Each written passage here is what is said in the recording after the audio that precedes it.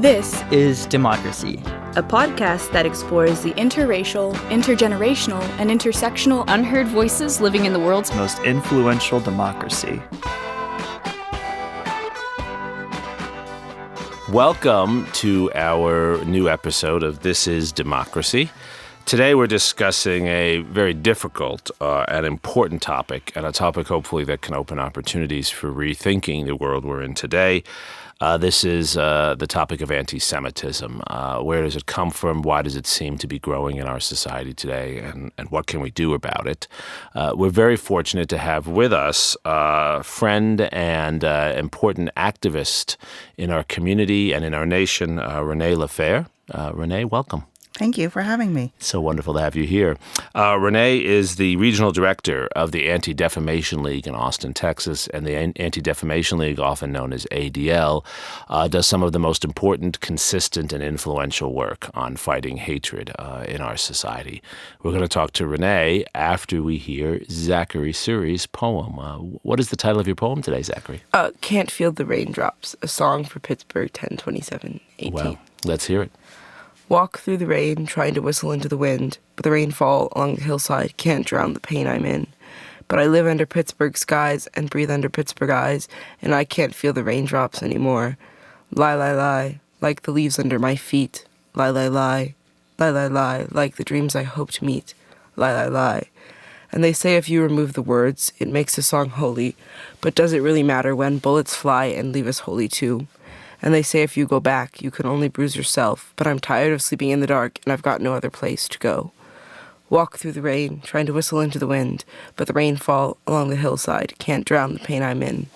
But I live under Pittsburgh skies and breathe under Pittsburgh eyes, and I can't feel the raindrops anymore.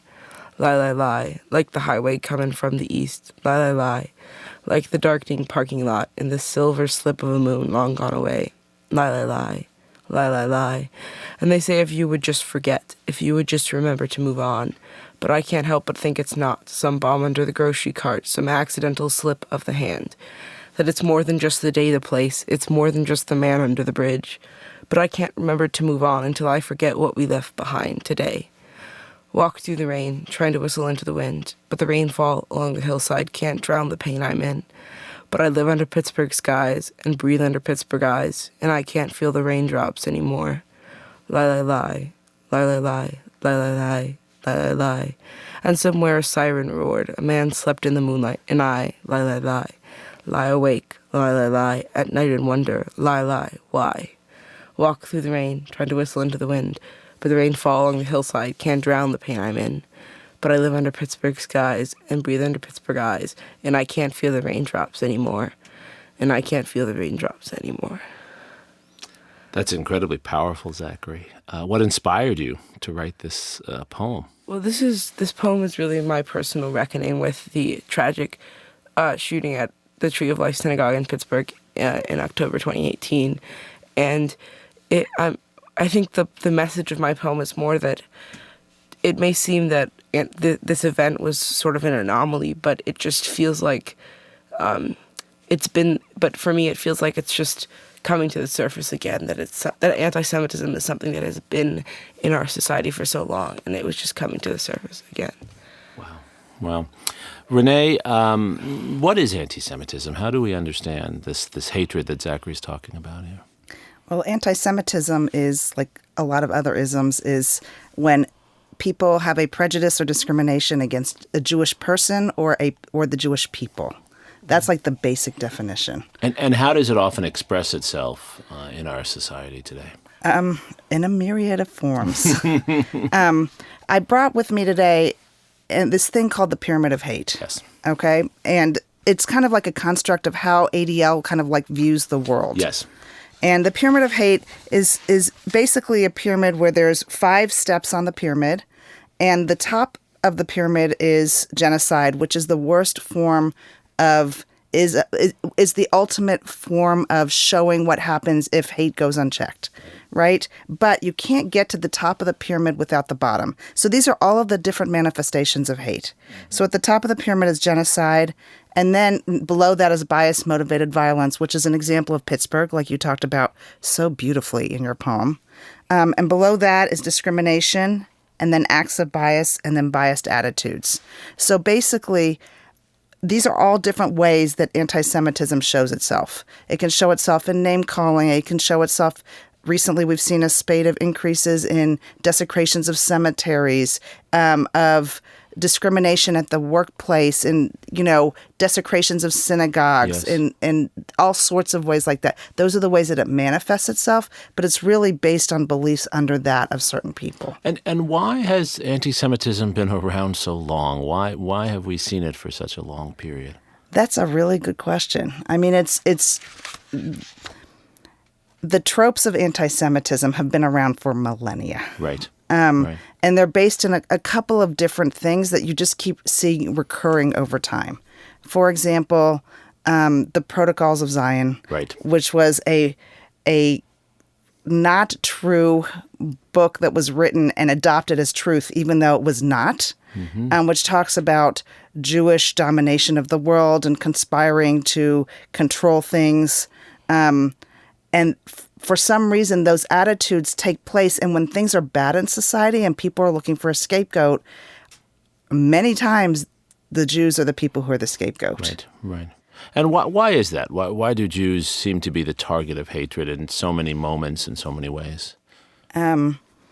So there's a gentleman at ADL. His name is Kenny Jacobson. He's been there for 45 years. He is like the world-renowned expert on this, and he once explained it to me as that anti-Semitism in some ways is different than a lot of the other isms or racism or other forms of ism, because it's the only one where it's not taken on face value, where you see, where people look at you and they think like you're Jewish, but really you have an undercurrent of something that's not honest or fair, and you aren't what you seem. And that's what it is. Like racism against people of, is like, let's say Islamophobia. It's because you're a Muslim. But because you're a Jew, it's something kind of different. Right. It's almost a conspiracy theory that somehow behind the scenes, the Jews of the world are getting together, as the Protocols of Zion claims, right, and somehow trying to run the world one way or another. Yes, well, that's one of the tropes. There's several, but that's one of the ones, and it does recur, and you see it throughout the ages. In different times when there's been sicknesses, you've seen them say, "Oh, it's because of the Jews." Right. The Jews, so it's all sorts of things. I was in Prague a few years ago, and I was on a tour, and they explained that there was a lot of anti-Semitism hundreds of years ago because the Jews didn't die from different plagues as often as other people, and they thought it was something going on, but it probably had to do more with the hand-washing rituals. Right. Of course, the control of germs more than anything else. So in American society, over the last 100 years or so, Jews have actually done better economically and socially than they have in almost any other society at almost any other time. And Austin's a good example of that, where we have a relatively prosperous and growing Jewish community. Why, in spite of that, does anti-Semitism remain so strong in our society? You would imagine that our society would be moving forward, that we would be overcoming this. Why does that not seem to be the case? Well, first of all, compared to 100 years ago, ADL was founded 106 years ago, with a two-pronged mission. The first part of the mission was to stop the defamation of the Jewish people, and a big humongous secure justice and fair treatment for all. Because in the wisdom of our founders, they realized that if you don't secure justice and fair treatment for everyone, you're not going to also do it for the Jewish people. But if you look at the world in 1913 and you read the ads that were in the newspapers, unless you were white, male, and Protestant, there was very little that was open to you. Right. So since then, if you look kind of like at the civil rights movement of this country over the last 100 years in terms of housing discrimination and discrimination in schools, ADL's been like right along with it because they knew that as we opened up society, everyone would benefit. Absolutely. And that it's our duty to work for everyone. It is still prevalent, but it's not as bad as it was 100 years ago in this country. And, when it started off, there were Brandeis was founded pretty much because Jewish kids couldn't, there was quotas on how many were allowed into colleges. Right. Which, so I would say now we're in much better shape than we were 100 years ago. But the underlying feelings and the underlying tropes now in some ways are getting magnified on places like social media. And there's audiences that of let's just say, of people who don't like other people who have found homes with each other online. I see. So I have like this story that I talk about. If you look at in the 1950s, like what are some of the things that ADL's done in the last 100 years that like our top 10 list? One of them would be this thing called the demasking laws of the 1950s, which we were involved in, which basically says you have the First Amendment right to say whatever you want, to think whatever you want. You're allowed to be a bigot. You just got to take off the mask. Right. So what happened after that is Ku Klux Klan membership dropped precipitously, and it's never recovered. So in some ways, we have a new form of mask today. And that new form of mask is the internet. That's a really interesting way of thinking about it. And so as a consequence of the anonymity that people can have on the internet, they can almost without retribution say all kinds of hateful things. Correct. Right? And why does that get picked up? Why does that spread? Why do people listen to that and read that? I think it's because of their fears or their misunderstandings of others or not understanding others or thinking that other people are going to take things away from them. I mean... so that's kind of what we're seeing. But we're seeing like the anti-Semitism that we're seeing today. I mean, there are so many more opportunities for all sorts of people in this country than there were, even 50 years ago. We still have ways to go, but it doesn't mean that people aren't born or raised hating. I mean, Right. We believe that you can be taught to not hate people, Sure. but that everyone is kind of born and you are taught to hate. Right. And some people take that in very early in their lives, right? Correct. Is anti-Semitism becoming more of a problem now, along with more opportunities opening up? What would you say are the trends you've seen in the last decade that you've been in this important role at ADL? I would say that now the trends are moving upward a little bit over just a few years ago. In this country right now, we seem to be heavily divided, and our ways that we are fighting them are often pointing out the differences in others, of which Jewish people fall into that category. Sure. So it's not just Jewish people, it's, Muslims right now, it's immigrant populations, it's all sorts of people who are having way more problems and issues, and we understand what you have to do to stop that, but it's very hard to stop that against this perfect storm of hatred and anger coming from all sorts of people with social media to amplify individual messages. Mm-hmm. Is there a role leaders are playing in our society today in encouraging or discouraging this? How would you characterize that? I think that people emulate their leaders.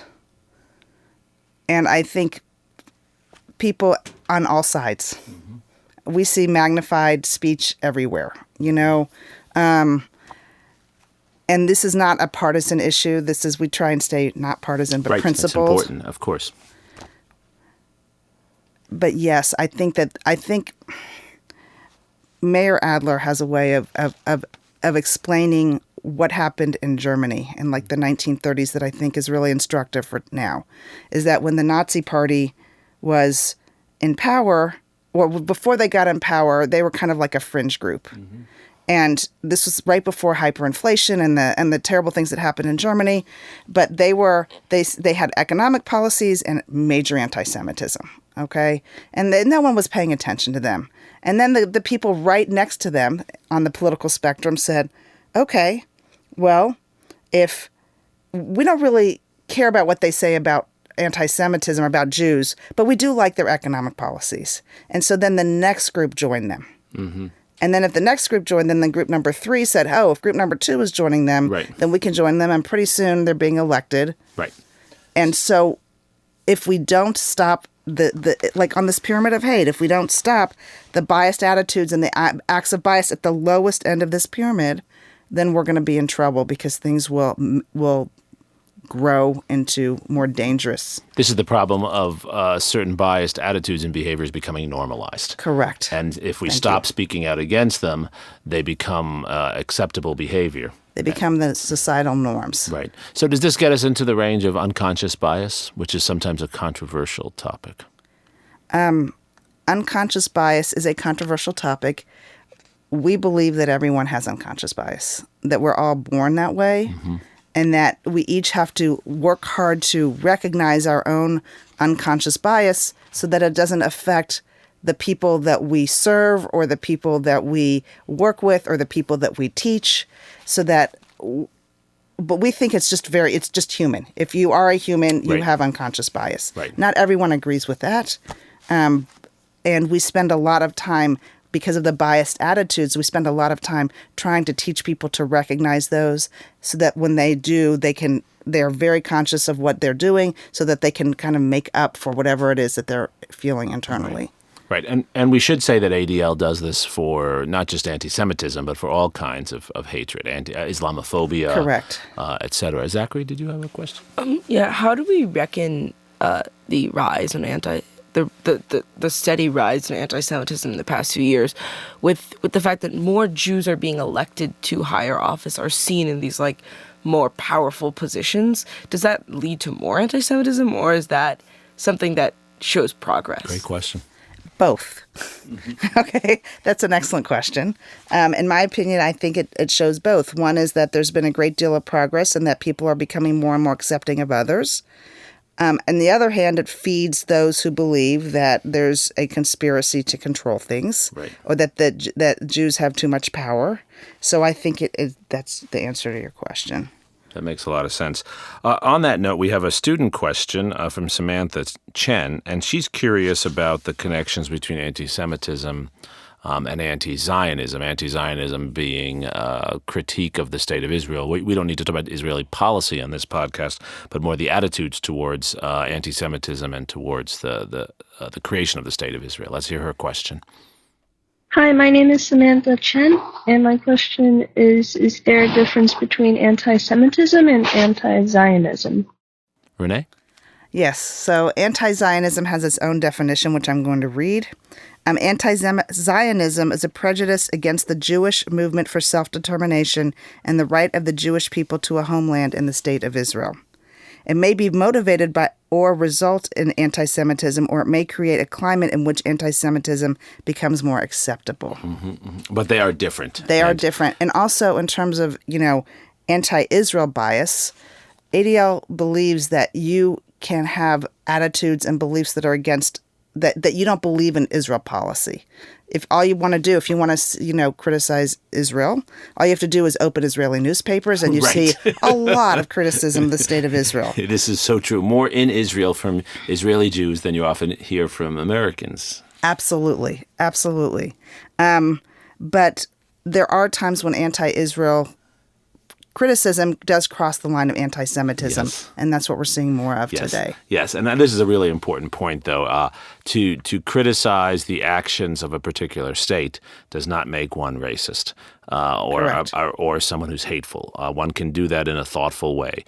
We're talking here about the hate of people and the prejudice and bias toward people because of their religion or because of their race, which is different from policy criticism. Correct. We have another question about the 2020 presidential election and various candidates, and let's hear that. That's from Gimelette Castellano. How can the 2020 presidential candidates address anti-Semitism, and what are the dangers of not acknowledging it? So what are you hoping to see from presidential candidates with regard to this difficult topic of anti-Semitism, Renee? Again, I'm going to put this in the context of all isms. Yes. I think presidential candidates or whoever is president should not tolerate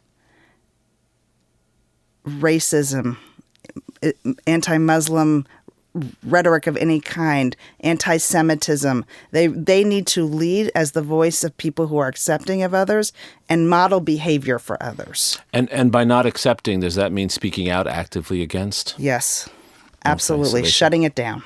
Right, so they should call it out. Shut it down. And then, I mean, ADL, I mean, our big belief is that when we get phone calls about things, our first goal is to educate people. Yes. I mean, we're not interested in finger wagging. Right. Unless we've tried education and that's not working. Right. Very well said. Very well said.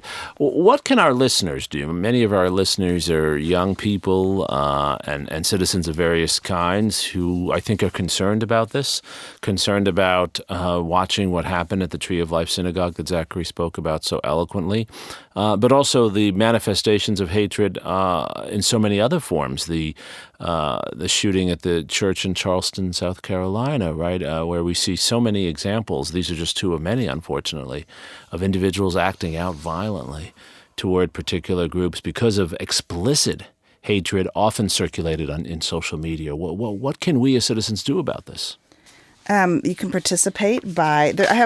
I wrote a little list of what people could do. We like lists. We like lists of things. First of all, you can learn about what the issues are. I mean, I think that's really important. ADL is a great resource. There's all sorts of resources online to learn, not just about anti-Semitism, but about racism and about what's going on kind of in those worlds and what people are seeing and what their concerns are. And this is adl.org, correct? adl.org. Great. And ADL actually, because we have the second half of what our mission statement is, we have a lot of information on everything. And materials that can be used. We have table talks for how to handle certain current events that you can do around your table at dinner at night, about how to talk about important issues with your kids, not just about anti-Semitism, but about major issues that are going on around social justice issues and things like that. We also have curriculum online that are free to everyone about different issues. Really good. I've used some of them, actually. Really. Have you? Yeah. Yes. Good. I'm glad to hear that. Also, you can speak out against it and learn to be an ally. And being an ally there's different ways of doing it. And the goal is always to do it safely.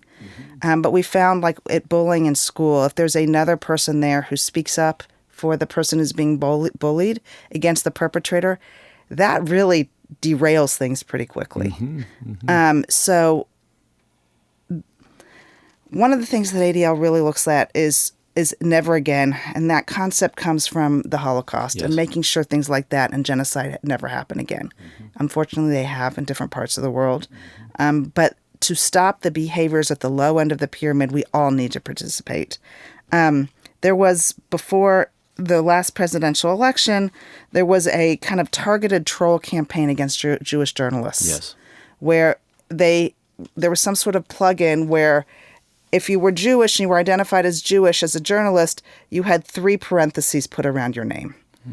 And they became targeted by trolls and received thousands of really hateful, horrible tweets, about, Holocaust imagery with their family. And, it's all sorts of really terrible things. What other people started doing is they started adding parentheses to their own name. And that took a little bit of the steam out of the perpetrators. So there's kind of clever ways that you can really fight things. We just finished Passover, or we're kind of in the middle of Passover, but on ADL's website, again, there's right now a list of 10 modern plagues. And under each of the plagues that's listed is an action item. So, for example, the first one is anti-Semitism, and then Islamophobia, and then racism, and then ableism, and what the 10 modern plagues are. And under each item is an action item. One is, to call a congressman about a particular bill, and one is to read this comic, and if you ever see something that's going on, here's a way to handle a particular situation and to educate yourself, or to get involved in organizations like ADL or their counterparts in others. Makes a lot of sense. What in general, though, what do you hope to see in the daily behaviors of individuals? I think about this a lot because I have the great fortune of working with so many students and traveling to many places and meeting lots of groups. And it does strike me that we're in a moment, in part because of broader divisions in our society and the nature of our political discourse, where there is more hate, just on a daily basis. I was watching the NBA playoffs. There's more arguing with referees. People seem to be more combative than ever before. What can we do about that?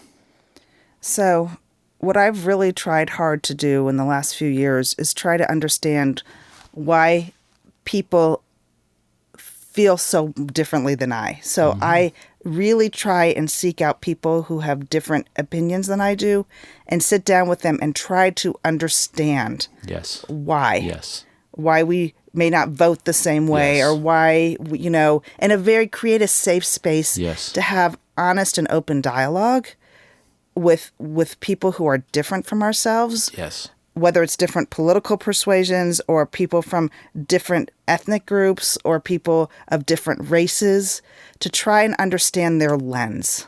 And if we can all go out and engage nicely and understand going in that we're not going to agree on everything, but the purpose is to understand a different perspective and understand the value and perspective, and that really the beauty of our democracy is that we're all allowed to have these different perspectives in this big melting messy pot, of differences. Yeah, that's beautifully said. Zachary, what do you think about that? Reaching out to people from different points of view and really sitting and talking and trying to get to understand them. Is that possible? Yeah, I think that's really possible. And I think that the issue of anti-Semitism has really, I think that we're doing a much better job educating people about it.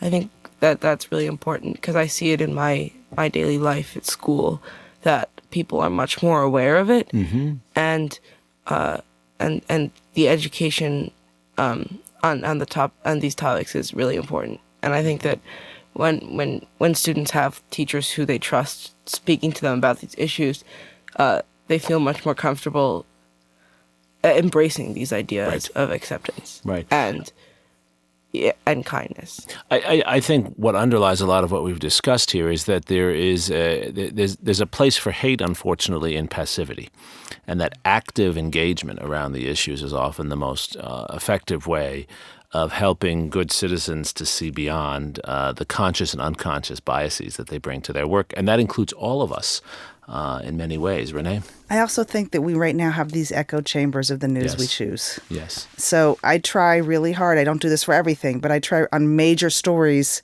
I look at the New York Times and the Washington Post, and the Wall Street Journal and CNN and Fox News, because I want to know every different perspective, how they're viewing the same story. Right.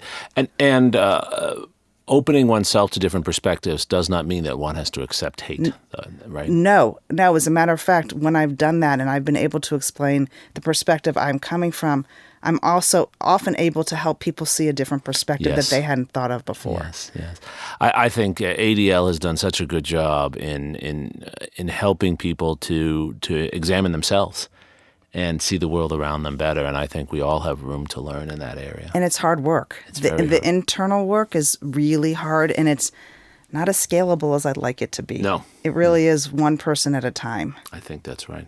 And we all have a role to play, and we all can make a positive difference by finding people around us who we should spend more time talking to about our different points of view. Correct. And then the last thing is, if you see an incident, report it. Yes. You can report it to ADL. These numbers drive things. Yes. I didn't understand the importance of collecting data until I worked at ADL. Yes. Numbers drive policy, and they drive, attention to different issues. Mm-hmm. So those kinds of things are important. Absolutely. Zachary, as a final question, are you optimistic that people of your generation are more conscious of these issues and will do more to try to fight hate going forward? Yes, I definitely think that there's a large consensus concerning the problems of hate in our society. And I think that even people who are apathetic to politics really are repulsed by some of the hatred that we see around us. But I do also think that there needs to be more talk of things such as unconscious bias or the normalizing of prejudice, because though I see a lot of hope and progress on these issues, I also see a lot of issues of people saying things that have become normal, but when you stop and think about them are really biased and hurtful to many people. Yeah. Well, I think a call to action for all of us today from this wonderful podcast and the insights from Renee Lafair and from Zachary and others, a call to action should be to talk more and engage more with people who see the world in different ways, and to call out bad behavior and hateful attitudes. We shouldn't allow them to linger. We should support free speech, but also call out the bad behavior that sometimes becomes normalized. I think this is something we all can do, and I'm hopeful we will. Thank you for joining this episode of This Is Democracy.